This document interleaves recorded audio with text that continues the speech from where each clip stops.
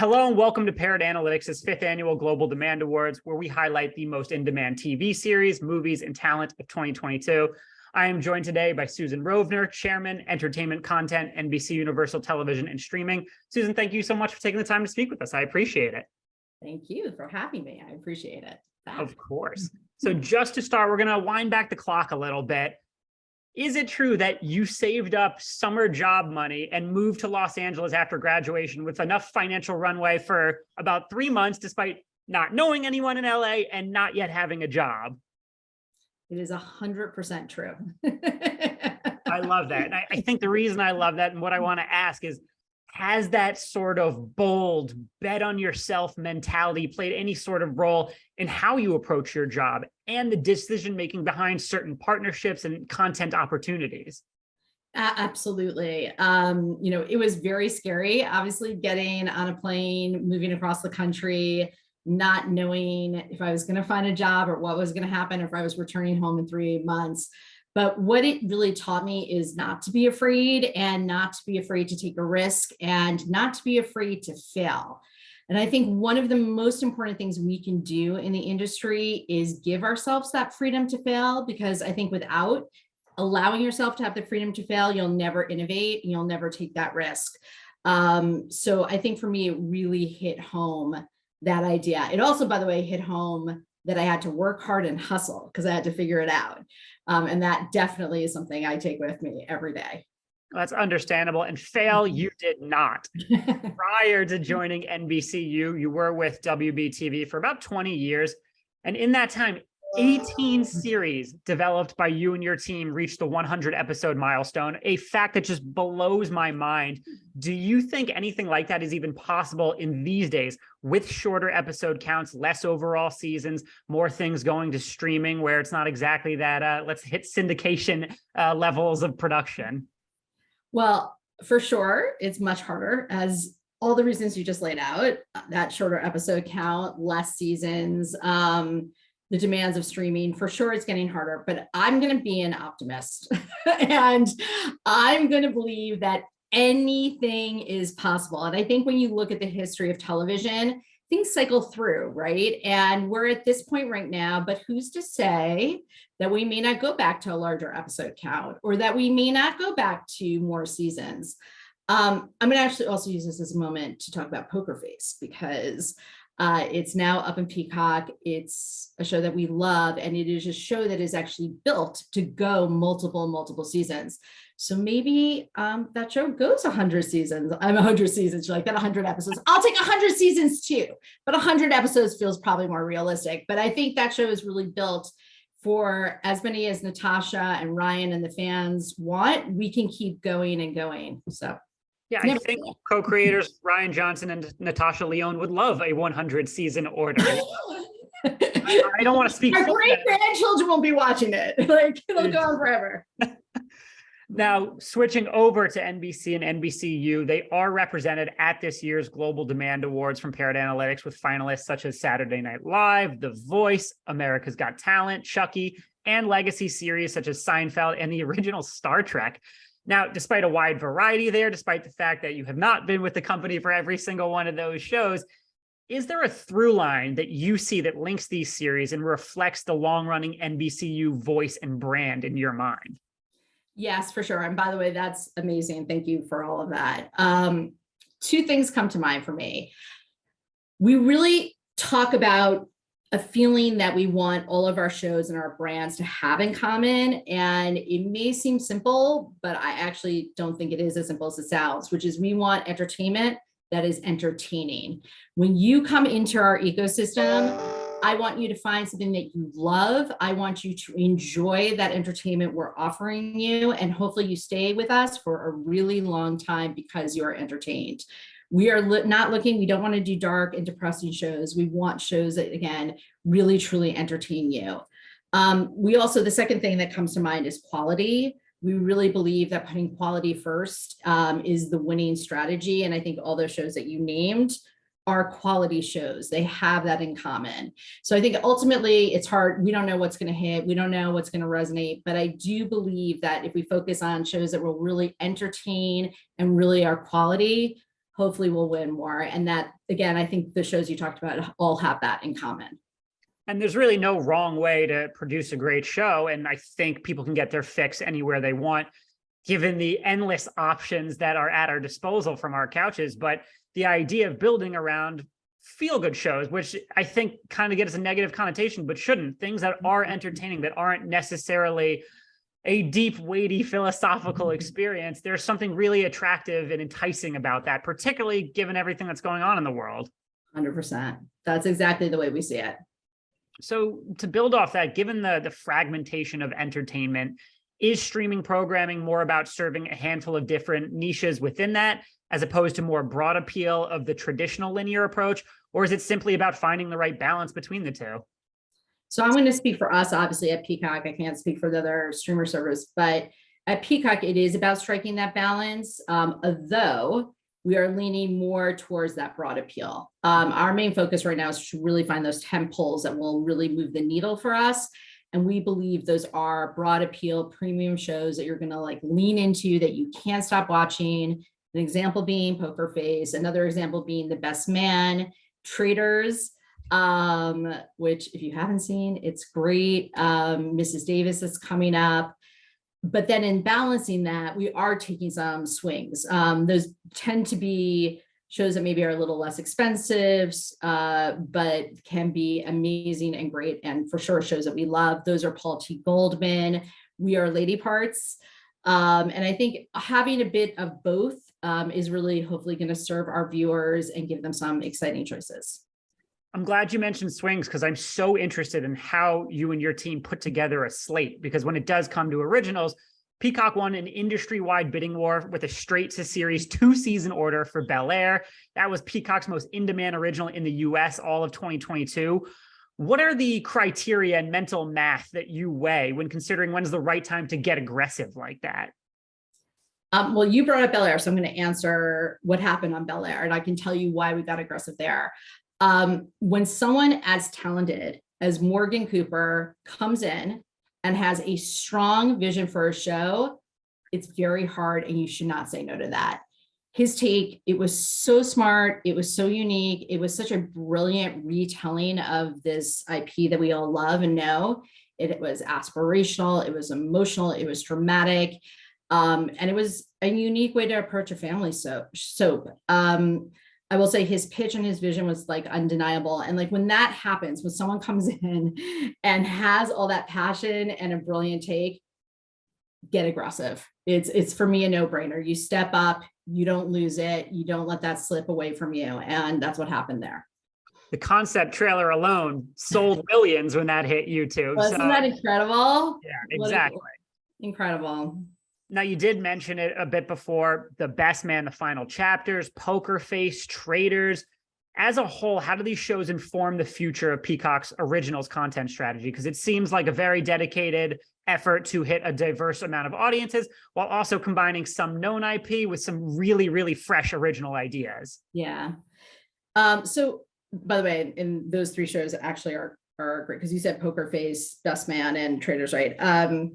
They're great examples of what we're trying to do. They really check all the boxes. I already mentioned that we want entertainment that's entertaining. But there's another thing I also challenge my team with, which is really finding things that feel both fresh and familiar. And I'll use the Best Man for a second, which is obviously this is a familiar franchise that is beloved, but it wasn't finished. There was still this final chapter that was supposed to be told. So the audience was craving it. The fans wanted that. So we told that final chapter, and that made it fresh. Poker Face is a great example, very easy example. It is a fresh approach to a beloved, familiar genre of the Columbos and crime sleuths. And you put Natasha and Ryan Johnson, and then suddenly you have something that again feels a bit familiar, but is done in such a unique premium way that it stands out. So I think that's what we challenge ourselves to try to find as we look at our slate. I really like that idea of fresh and familiar. And to build on that a little bit, I mean, Best Man and Night Court on the surface maybe don't have a ton in common, but Night Court Reboot, network's biggest comedy debut since Will and Grace came back in 2017. How do you identify these legacy IPs that still have gas left in the tank, and how do you identify which are kind of just best left in conclusion? Yeah. So I wish to God there was a formula for this. And if you find one, Brandon, please let me know. We'll all take it. Right. So there is no clear formula in this decision making. I so much of it is gut, so much is following your gut and then following the passion of your talent.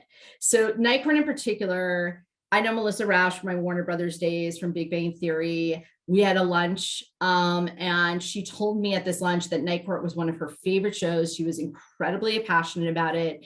She told me all the reasons why she wanted to try to reboot it. At the time, by the way, she was not attached to Star. Secretly, I was hoping she would. But her passion was so contagious. And you don't say no to that. It goes to like Morgan Cooper. When someone has that and it's someone that you respect and someone that you believe in, to me, you win by following that. And clearly she was right. I think that the challenge is you don't want to reboot something or take IP just because it's familiar, right? That would be a wrong reason. Needs to be a why behind it. And then you need to have that passion and belief from the creative team that's bringing it to life. And to me, Night Court had all of that. Now, a lot of this great content obviously comes from great creative minds, and you and your team have developed relationships through overall deals and everything with creators and producers like Ryan Johnson and Natasha Lyonne, Tina Fey, Will Smith, Damon Lindelof, Sam Esmail, James Wan, Seth MacFarlane, Miley Cyrus, Laverne Cox. Whew, deep breath, because that's a deep roster of talent. How has managing key relationships with studio partners, both internal and external, as well as showrunners, producers, and creative talent changed in recent years with the emergence of so many different distribution platforms? Well, first, I want to give a shout out to my studio partners. I want to give a shout out to Perlina Ibokwe and her entire team. They are incredible partners to us. They have a phenomenal roster of talent that we get to work with. And I'm very grateful to them. In addition, we obviously also tried to bring in new talent and different talent. And I think one of the things that sets us apart from our competitors is the breadth and depth of our ecosystem. We have 8 different distinct platforms, and that allows our talent to do, if you want to start a scripted show, or you want to be in an unscripted show, you want to do competition or late night or syndication or a live event, we can offer something that I don't think our competitors can offer. And it really appeals to talent. I mean, they want to be able to stretch all those muscles.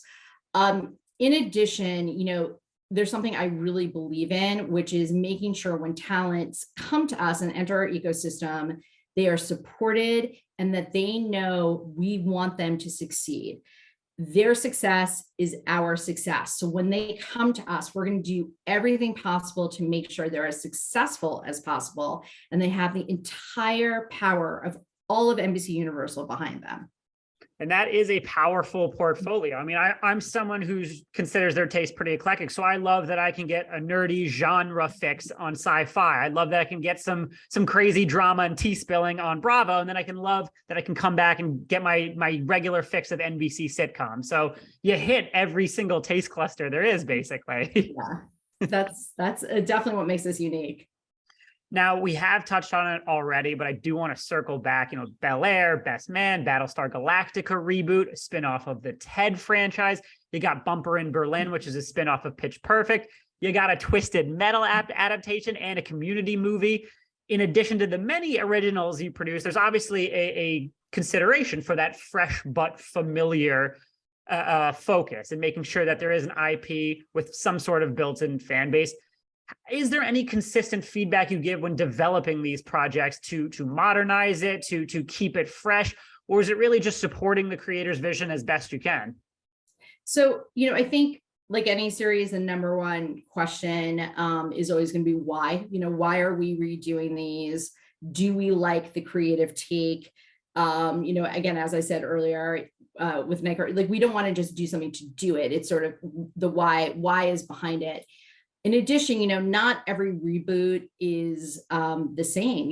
Everything comes in different shapes and sizes. So when we look at Bel Air, we know that was a complete reimagining for Morgan Cooper.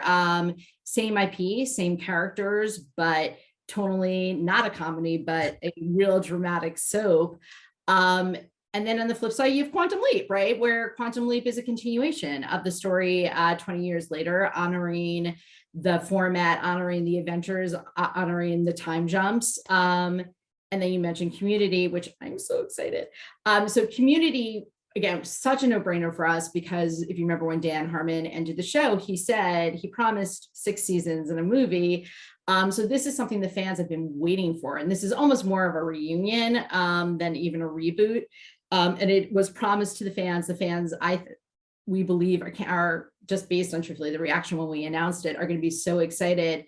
And then, by the way, we have Magnum PI, which in a weird way is a double reboot, because it was a reboot of the show, and then we brought it back to life by stealing it away from CBS and putting it on NBC. So I think for us, like, there has to be a reason why, but it comes in all shapes and sizes as we consider like what IP we're going to do and how we're going to approach it. So that makes sense. And I must say, I joined Twitter for the first time when I was in high school. And one of my first tweets ever was #6 seasons in a movie. So I'm there with you. I'm waiting patiently. I love it. I love that. Makes you so happy. Thank you for telling me that. Of course, thank you for finally greenlighting it, because this is something obviously fans have been wanting for a long time. It was baked into the fabric of the series. So I'm personally quite excited for it. Yay. Now, sticking with NBC sitcoms and comedies like Community, Peacock, the name was chosen to closely associate with NBC, which is obviously historically associated with some of the best comedies on television. And sitcoms were actually the most popular subgenre in the US last quarter, outranking its global rank, according to our data. So what are the defining traits of a Peacock comedy in your mind? What does that look like? By the way, that's an amazing stat. Thank you for sharing. That's amazing. So I think, first of all, I want to say that NBC does have a huge legacy of comedy. And I think, sometimes people focus on just the more recent, which is an incredible legacy of The Office and Parks and Rec, but it goes far back. It goes, obviously there's Friends and Cheers and Night Court. Like, there's so much that really makes up the legacy of NBC. For Peacock specifically, we are focused on the broader, louder, bingeable comedies that you're going to lean in. You cannot miss a single episode. I will say, when you see Bupkis, which is our Pete Davidson series, you will understand what that means clearly. And same with our prequel to Ted. So I think there's a tonal feeling. They're a little more R-rated. They push the envelope, but they push the envelope because it is organically a part of the storytelling. And again, I think that would be how we sort of define Peacock. But the reason why I brought up NBC at first, I'm going to come around to it. At NBC, we're doing a different type of comedy. It's going to be more of that lean back comedy. It's going to be the Night Courts, Lopez versus Lopez, American Auto, Grand Prix. We have a new multi-camera with John Cryer. And the reason I'm bringing those up is because the way that we're structured, those comedies go next day on Peacock, right? So those comedies actually are both NBC and Peacock shows. So they actually fill out our Peacock offering, I think, in such an exciting way. So, I think, again, it's all the things to me that make us different, that really make us stand out. We can do shows that are very clearly a Peacock exclusive comedy, yet offer our subscribers this entire incredible library of NBC comedies as well. Yeah, the push for slightly more mature comedies on Peacock seems like a natural extension and complement of what you already do on NBC. And as you mentioned, Next Day Air, I mean, you reclaimed Next Day Air capabilities for both Bravo and NBC in 2022. How huge was that for the service? Huge. And we call it homecoming. And it's been fantastic. It has driven so many subscribers for Peacock. It has been a great success. I can only imagine. I mean, that's some of the most in-demand content on all of television, and got to get my Real Housewives fix. Right. I love it. Do you watch it? I hope you do. I watch it a little bit, and I'm getting more into it over the last about year and a half. I'm making it a point to try to broaden my horizons to more reality. And Man, there is some entertaining drama, sloppy entertaining drama, which is just Watch Below Deck. Below Yeah. Deck. I gotta. It's also excellent. I promise. so. Worth Believe me, I'm in there. You don't have to convince me. To zoom out a little bit, you have previously publicly said it's really important that we do a wide range of content because we are programming to a lot of people and people have very different tastes. Very true. And you have also stressed that quality is the most important consideration of all. You've talked about it here in our discussion. So how do you go about maintaining quality control when developing content for such a wide variety of platforms and audiences across NBC, Bravo, E, Oxygen, Sci-Fi, Universal Kids, USA Network, and Peacock? Yeah. Excellent question, because it's a lot, right? It's the volume's high. I think what I've learned since I've been in this job is the word focus, really focusing, even with the volume of content that there is. We succeed most when we really focus on the shows that we love, where we market them, we publicize them, we all come together and again, focus on them, we win. I believe the audience has to know that you believe in the content, that, we're doing everything to make it great. So it is actually worth their time. I don't want us throwing things against the wall. I really want us to put our energy behind things that we believe in. I also should use this as a moment to give my incredible direct reports a shout out, because they're on the lines overseeing all this content and making sure that quality control is there. And trust me when I say they are simply the best in the business. So. Yeah, to that point, my follow-up question is, do you and your team need some sleep? Because it seems like it's impossible to get any with that responsibility. Yes, the answer is for sure yes. Though I always say we do make TV for a living. So even on our worst days and their hard days, at least we're making TV, right? Not a bad way to spend your time. Again, I've said this in every discussion we've done for the Global Demand Awards. I'm a proud couch potato. I love all things TV and film. So, as someone who consumes most of what you guys are producing, we appreciate it. I love it. Thank you. So to stick with this more macro view, it does feel as if the entire industry is really trending towards more ubiquitous global pop culture concentration. And I'm curious, what do you envision as not only the breadth of pitches you entertain looking like in 5 years, but the type of content that resonates on that worldwide scale? It's a really hard question. It's hard to predict the future. I will say quality, vision, and passion to me are both timeless and work both domestically and worldwide. So I think as long as, again, 3 words I say a lot: quality, vision, passion. I think if we really focus on that, regardless of where we go globally, or if we stay, right now Peacock is a domestic service, whatever happens, I think if we focus on those, hopefully those will always win out and resonate. Yeah, I would definitely get behind a quality, vision, passion, QVP type branding. I would wear that t-shirt. Right, there you go. I love it. So something else that's come out of a tumultuous 2022 for the media industry is that content spend has become a very popular focus over the last 12 months. What are the checklist of factors you and your team consider when it comes to the allocation of resources, particularly as we've discussed, you're juggling a lot of different streaming services, linear networks, and all of that? Yeah, well, I think there's like a mistake that I think people make where they think quality equals expensive, and it doesn't. They don't go hand in hand. I think you can make an excellent show that is cost effective. For me, it's really about spending the appropriate amount of money on what each show calls for. Just throwing money at something, again, isn't going to make it a hit, isn't going to make it better. So much of a show is about the writing, about the cast, about execution. And again, that doesn't necessarily equal money. Now, what I will say is sometimes there's a good reason why a show is expensive. And it could be that we have to build an entire world.